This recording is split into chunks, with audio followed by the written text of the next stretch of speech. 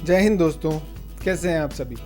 आइए आज की हमारी कहानी शुरू करते हैं। एक राज्य में एक राजा का शासन था। उसकी कोई संतान नहीं थी। ढलती उम्र के कारण राज्य के भावी उत्तराधिकारी को लेकर वह परेशान था। अनेक वैद्यों को दिखाने के बाद भी वह संतान सुख से वंचित ही रहा। आखिर में उसने राज्य के ही किसी योग्य नवयुवक को राज्य की बागडोर सौंपने का निश्चय किया। भावी उत्तराधिकारी की खोज में उसने एक परीक्षा का आयोजन किया। इसके लिए एक शानदार महल का निर्माण करवाया गया। महल के दरवाजे पर गणित का एक सवाल बनाकर पूरे राज्य में घोषणा कर दी गई कि राज्य के सभी नवयुवक महल का दरवाजा खोलने के लिए आमंत्रित हैं। दरवाजे पर अंकित सवाल को हल कर दरवाजा खोलें। जो दरवाजा खोलने में सफल होगा उसे महल उपहार स्वरूप प्रदान किया जाएगा और साथ ही राज्य का उत्तराधिकारी भी घोषित कर दिया जाएगा। घोषणा के दिन से ही उस नए महल में नौजवानों का तांता लग गया। सुबह से लेकर शाम तक नौजवान वहां आते और दरवाजे पर अंकित सवाल को हल करने का प्रयास करते, किंतु आश्चर्य की बात थी कि कोई भी उसे हल नहीं कर पा रहा था। कई उसे लिखकर या याद करके जाते और घर पर उसका हल निकालने का हर संभव प्रयास करते, किंतु फिर भी असफल रहते। कई दिन बीत गए। राज्य के बड़े से बड़े गणितज्ञ और विद्वान भी उस सवाल का हल निकाल पाने में नाकामयाब रहे। तब राजा ने दूसरे राज्यों के गणितज्ञों को भी आमंत्रित किया। दूसरे राज्य के गणितज्ञ आए और गणित का वह सवाल हल करने में लग गए। जैसे जैसे दिन ढलता गया, एक एक करके गणितज्ञ वहां से जाते गए। अंत में मात्र 3 लोग शेष बचे थे। उनमें से 2 दूसरे राज्य के गणितज्ञ थे, जबकि तीसरा गांव का एक साधारण सा युवक था। दोनों गणितज्ञ जहाँ गणित का सवाल हल करने में लगे हुए थे, वहाँ युवक एक कोने में खड़ा होकर उन्हें देख रहा था। राजा ने जब उसे यूं ही खड़ा देखा तो पास बुलाकर पूछा, तुम दरवाजे पर अंकित सवाल हल क्यों नहीं कर रहे?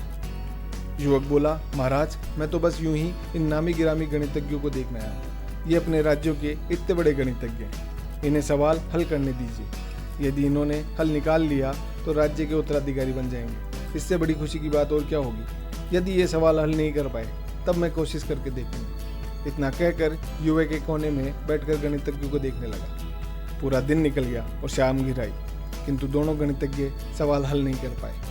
उनके दिमाग में पूरे दिन मात्र एक ही सवाल घूम रहा था कि आखिरकार इस सवाल में ऐसा भी क्या है, कैसे ये हल होगा, कैसे ये महल का दरवाज़ा खुलेगा।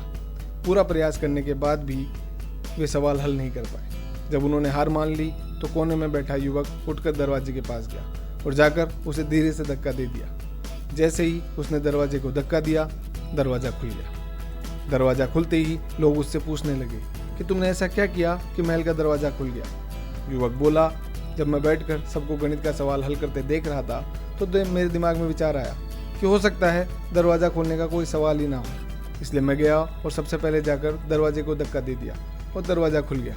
उसका उत्तर सुन वहाँ उपस्थित राजा बहुत खुश हुआ।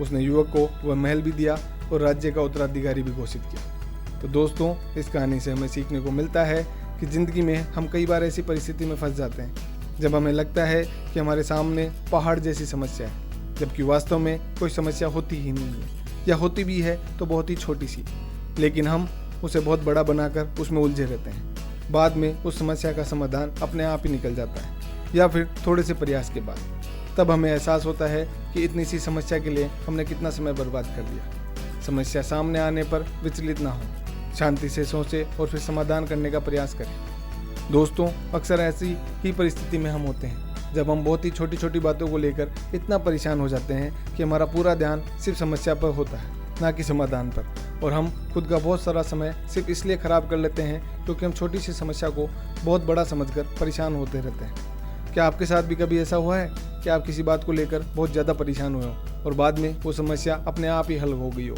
या फिर वो इतनी बड़ी समस्या थी ही नहीं जितनी बड़ी आपने समझी थी?